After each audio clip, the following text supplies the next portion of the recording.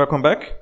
In this video we're gonna show you how to install OBS Studio, how to configure all the settings for each main encoder you may use for recording your screen, and this is the first step throughout the whole process of recording, editing and rendering your videos. So in this first step, we're gonna use some encoders. You may choose from a lot of possible encoders available by OBS Studio. And with this encoder, the captured video will be encoded into the format you choose. And you gotta choose, obviously, a format and also the right settings for achieving the best video quality, the best compression, as well as the smallest size of the captured video. In our case, we're going to capture it from the screen, but of course you may choose any other source for your videos. So if you don't have OBS Studio installed in your PC, and if you're running Linux, you just go to the store and search for OBS. Here it is, OBS Studio, OBS free and open source software for live streaming and screen recording. And in this case, it's an official build, but a very stable and complete one. If you run in Windows or iOS, there's also the build for these other operational systems. But in my case, I'm using Linux, but it's kind of the same process. You go to the store of Windows or of iOS and you search for OBS, and there will be a version for that other OS.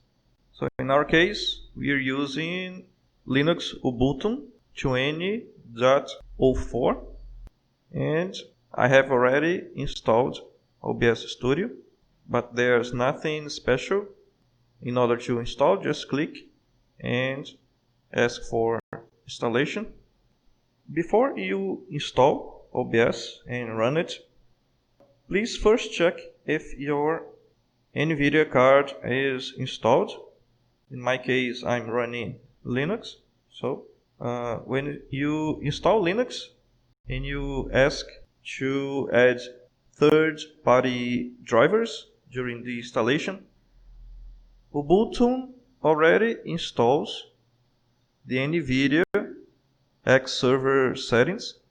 It's a server for all the configurations and drivers for NVIDIA, as well as to Intel integrated graphics card. So in my case, I have, if you go here to Prime Profiles, I have both NVIDIA graphics card installed as well as Intel integrated graphics also installed. Of course, we're gonna use the NVIDIA card during our process, and just make sure that you have set the active graphics card as NVIDIA.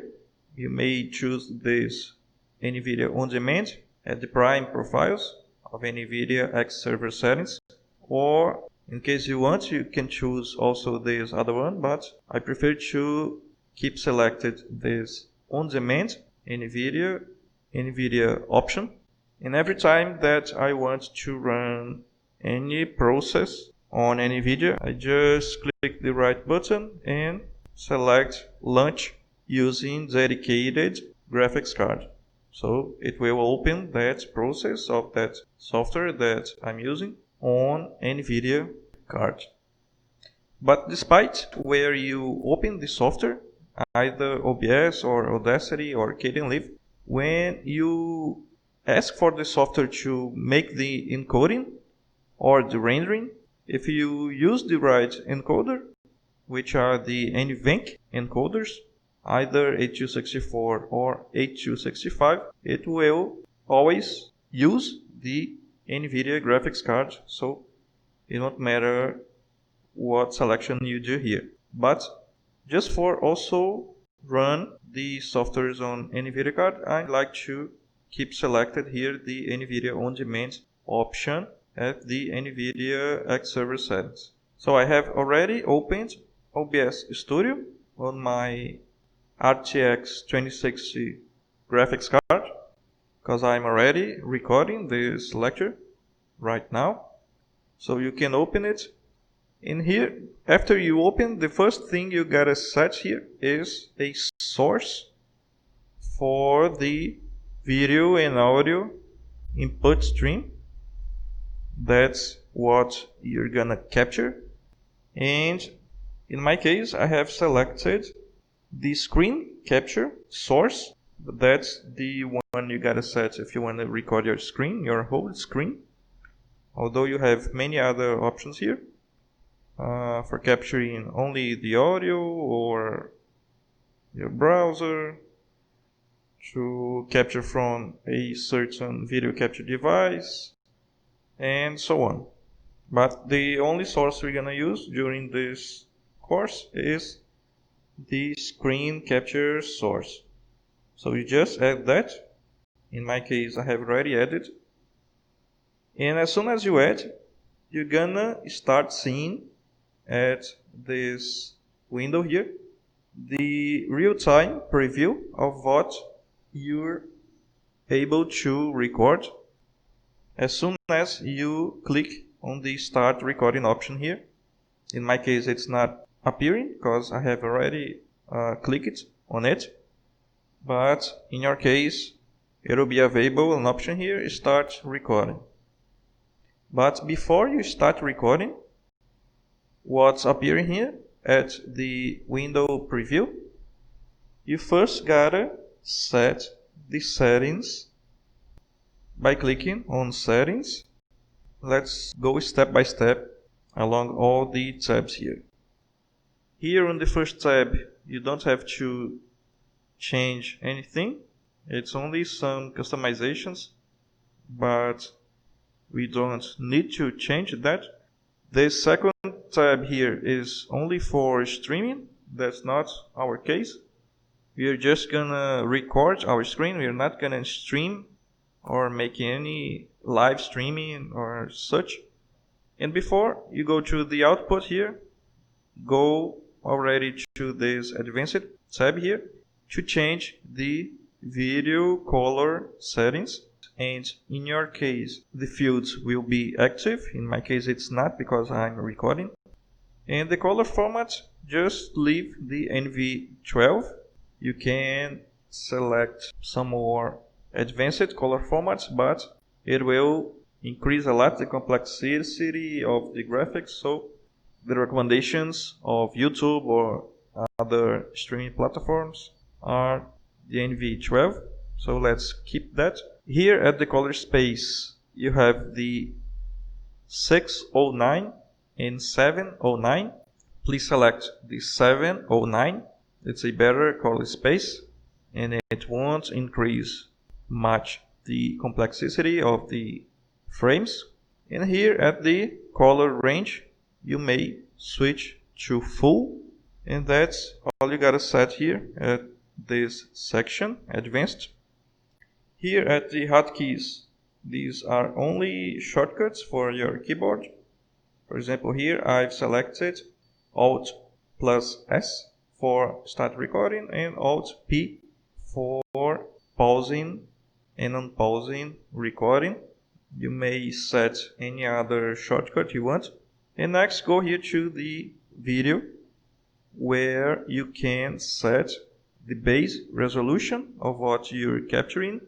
For example, if you're capturing a 4K streaming from your video camera, you may set here by just clicking here. If your field is active, just click on it and set the 4K resolution.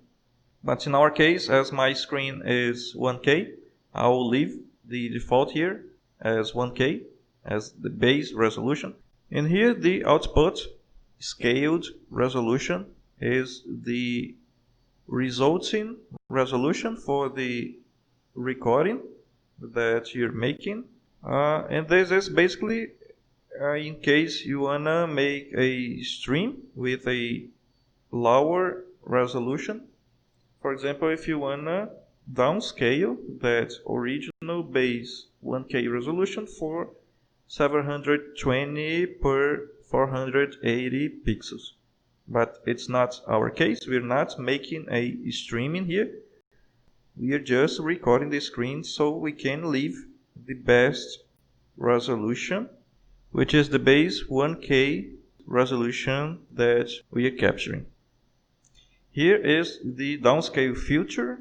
If you wanna make any downscale here, you should set this Lanczos sharpened scale 36 samples, which is the best downscale filter for you to have the best results.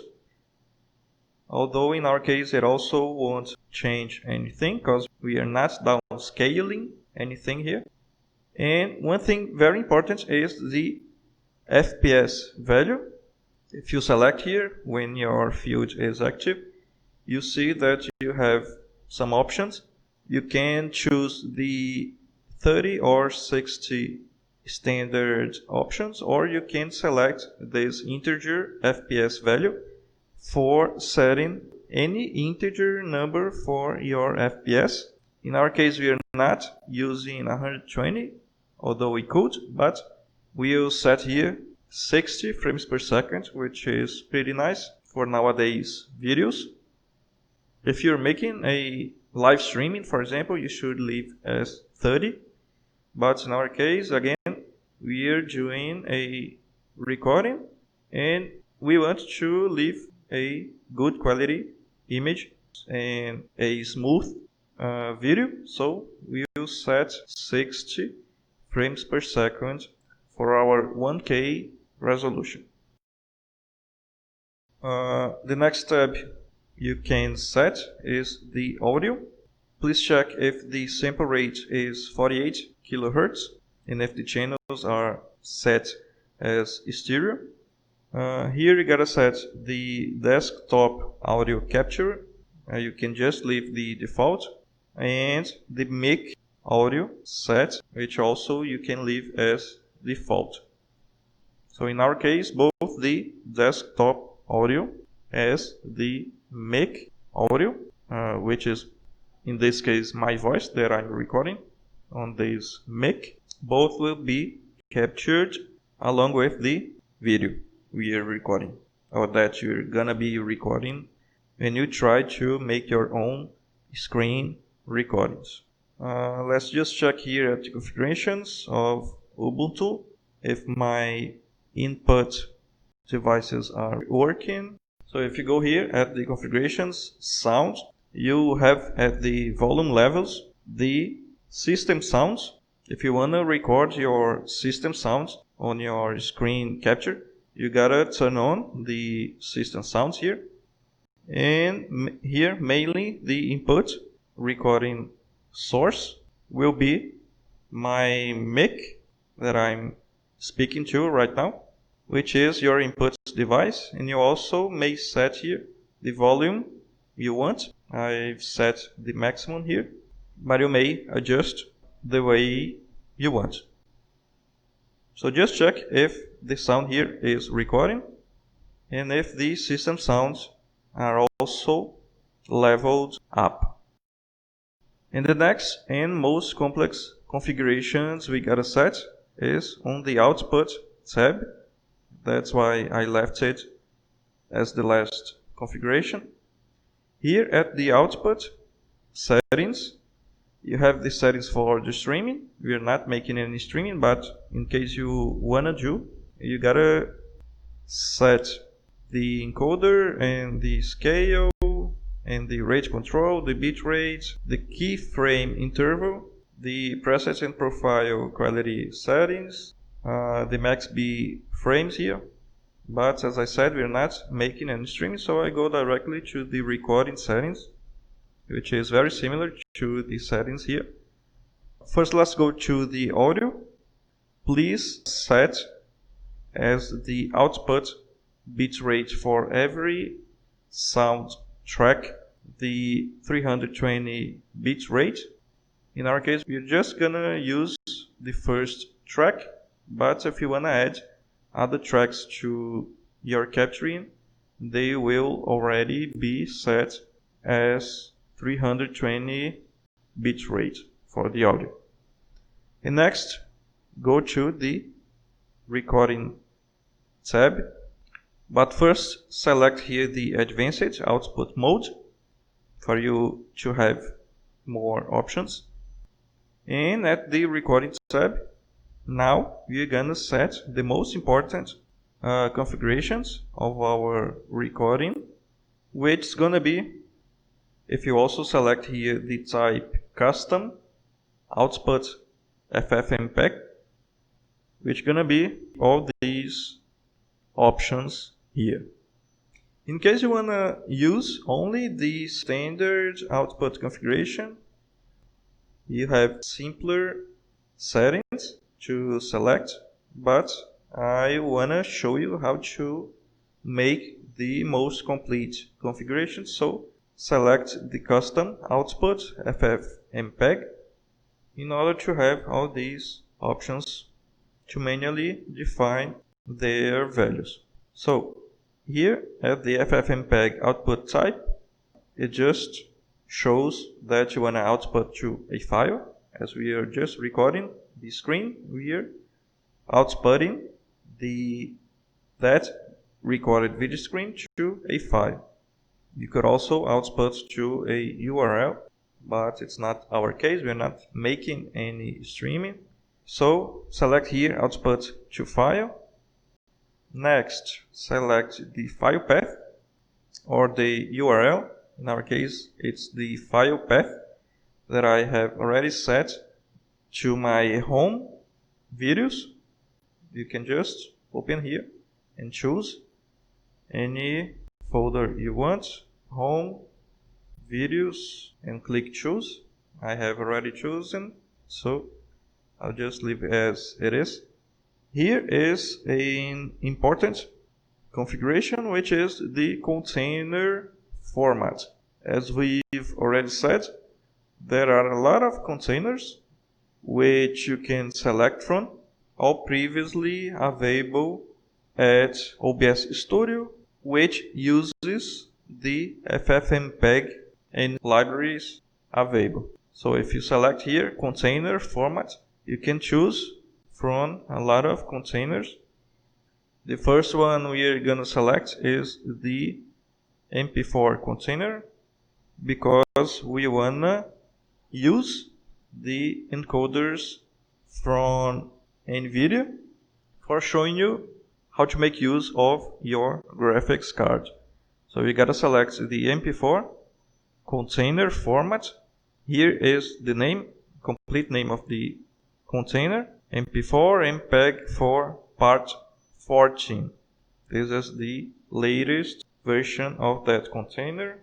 Here is the mixer settings. We are not gonna set anything on that. Here is the video bit rate, which is important for the video quality, but in all recent encoders, you don't set the video bit rate manually, not the average nor the max or min bit rate, because that's only necessary when you're making some streaming and when you have to set a maximum bit rate for your streaming, and it's not the case here. Here we can have any bit rate as long as the quality of our video keeps constant, and that's what we're going to select here, a constant quality for whatever bitrate the encoder decides to use for each frame. So of course, in a video we'll have hundreds or thousands of frames, and for each frame, depending on the picture of that frame, the encoder will use a different bitrate, but keeping the quality we're going to set here down below. And it's wise to let the encoder decide which bitrate to use for that quality we set. So there are a lot of scenarios which you might be using OBS or screen recording. For example, for live streaming or for sending the video for a specific streaming setting in which you would have some limitations on the bandwidth of the internet for your clients. But in our case, again, we are just showing you how to record a screen. So we don't have to set any specific average or maximum bitrate here. So we let the 0 number, which means automatic, and for that the encoder will be responsible for setting the best bitrate for each frame as long as the quality is achieved.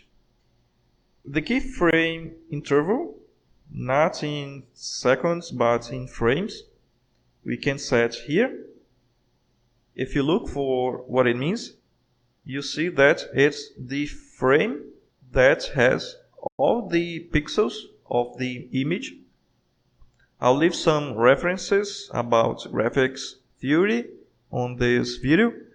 If you look for it, you see that the keyframe is the frame among all the frames in which all the pixels of the image are present. And on the other two kinds of frames, only the changes on the images are present. The keyframes are the most complete frames which have all the pixels for that image, and there's a interval setting with which this keyframe appears along your timeline. So for example, you can set that for every 2 seconds, that's the standard, for every 2 seconds you gotta have a keyframe with all the bits and all the pixels of the image. It's a complete frame. So each and every 2 seconds a keyframe will be generated with all image information. And in our case, as we are using 60 frames per second, and if we want to set for every 2 seconds the keyframe to be generated, so we would have to set here a keyframe for every 120 frames, and that would be equivalent to setting a 2 second interval for that keyframe. Please take into account that here the setting is based on the frames, not on the seconds. If it were based on seconds, we would just put 2 seconds here. But as it's based on the frames, and we have 60 frames each second, so for 2 seconds interval, we should put here 120. But again, I'll just leave the default, the automatic, for the encoder to set this keyframe by default. And also remember that if you wanna customly set this keyframe interval, you gotta change it if you change the FPS. For example, if you change the FPS to 120, then you would have 120 frames per second and not every 2 seconds. So you would have to set here for a 2 seconds interval 240 frames if you had set the FPS to 120. But in our case, as it's 60 frames per second, then the value here would be 120, but we again will let the automatic setting for the encoder to set the default. Here is the rescale output. If you wanna rescale your recording, you may keep that in 1K in our case. Here is the other very important part of the configuration setting, which is the video encoder. Have in mind that here we've selected the container format, in our case the MP4, but that container MP4 will have many encoders and decoders into its list of options for you to select. So after you select the container, you have also to select the encoder itself, which is what is going to compress and decompress your video or your frames according to the settings we'll be setting right next. So here are all the encoders from the MP4 container, and you may choose any of them. In our case, we're gonna select the NVIDIA encoder HEVC, or high efficiency video coding. Every time that you have the NVENC or NVIDIA encoder abbreviation at the encoder name, it's guaranteed that that encoder is a hardware-based encoder, so it will make use of your NVIDIA graphics card. And for example, if we choose here the HEVC NVENC, it's the same as H.265, which is the same as HEVC. And the NVENC here guarantees that this encoder will run on the NVIDIA graphics card as we want. So if you choose another H.265 or H.264 encoder that doesn't have the NVENC name, for example here the H.264 VAAP, it will not run on the NVIDIA graphics card. So please choose an encoder that has the NVENC word. And in our case, as we want the H.265, please select this HEVC, which is a synonym for H.265. If otherwise you wanted to select the H.264, this would be the option H.264-NVENC. But in our case, let's choose this one, HEVC-NVENC, which is the same for NVENC-HEVC. So just select it. Then comes the control part of the quality of our video, which is the video encoder settings. In here we have some options of parameters to use for this encoder. Every encoder will have some implemented attributes or parameters. It's not useful to set any parameter that's not on the encoder documentation, so you gotta see before you set any parameter here if that parameter is implemented by that encoder present at that container.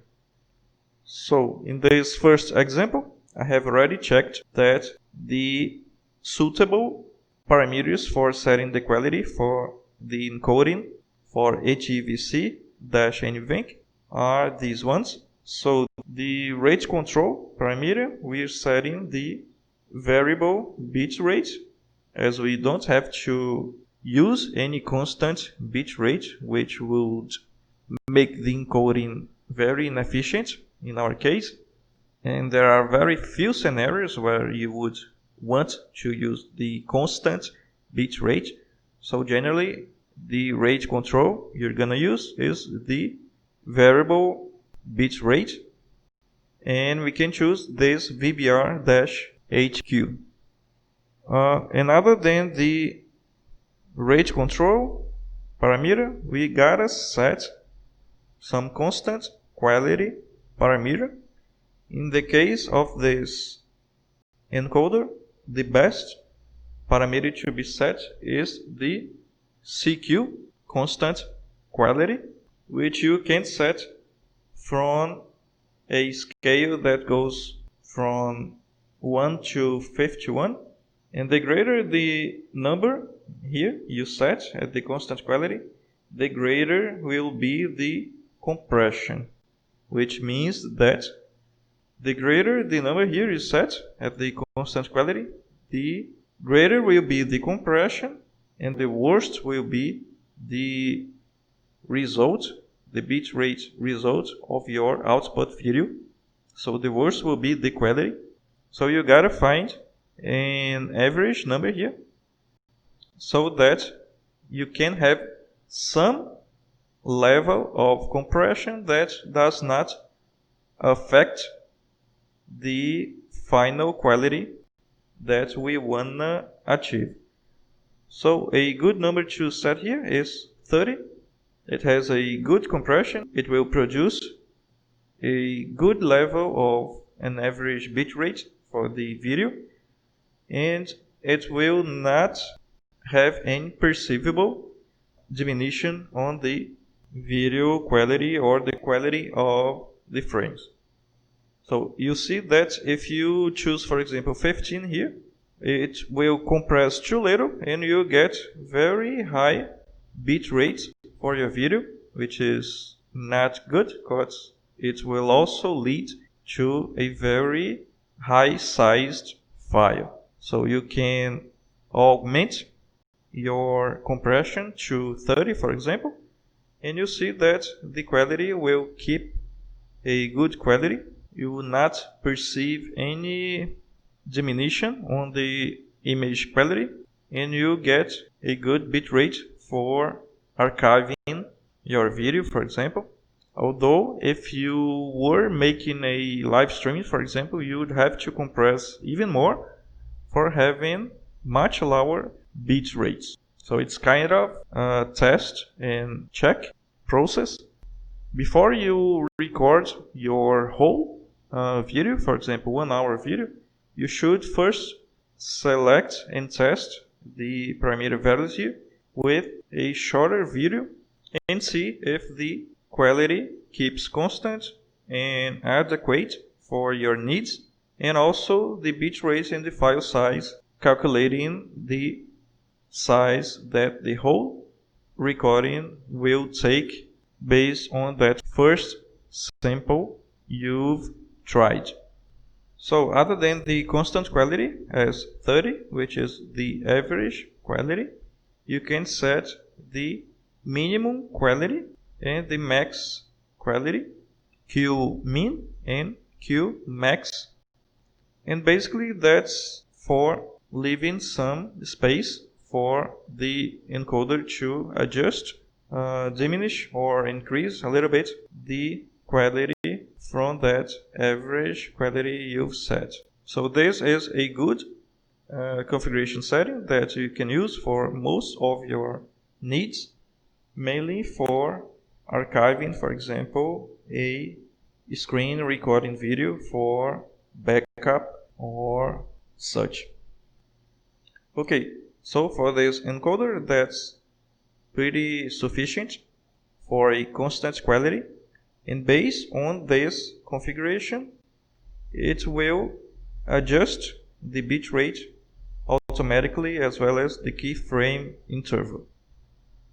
Next, the audio bitrate, always set the standard 384 kilobits per second. That's the advised bitrate for the audio at platforms as YouTube, so it doesn't increase the size of the file much differently from the video. So you just set the maximum advisable bitrate for the audio here, which is 384 kilobits per second. Next, you can choose the number of audio tracks here. We just leave as 1. In here also important, the audio encoder will leave the default, which is AAC, but you could change that for any other available encoder as Vorbis or Opus, both open source from Google, or you could set the FLAC one, which is the lossless encoder for the audio. But it would lead to a very increase on the file size, and the lossless encoders, both the audio lossless encoder as the video lossless encoder, are only for specific contexts, as for museums or any other very specialized archiving services. You don't need to use the lossless encoders, neither for the audio nor for the video. So in our case, we'll just leave the default, which is AAC. And we don't have to set any audio settings, so that would be everything we had to select or set for start capturing our record. Then you just click OK. And finally, after setting all the configurations, you can just press start recording. And in our case, it's not appearing here as I'm already making a record. But in your case, you would just press the start recording button here, or you could minimize this OBS graphical interface and work only with the top bar icon menu, pressing the start recording option here. So I'll just stop this video and start a new one so that I can show you this recorded screen video in terms of the properties of the file, the bitrate, and the size of this video. So see you in a moment.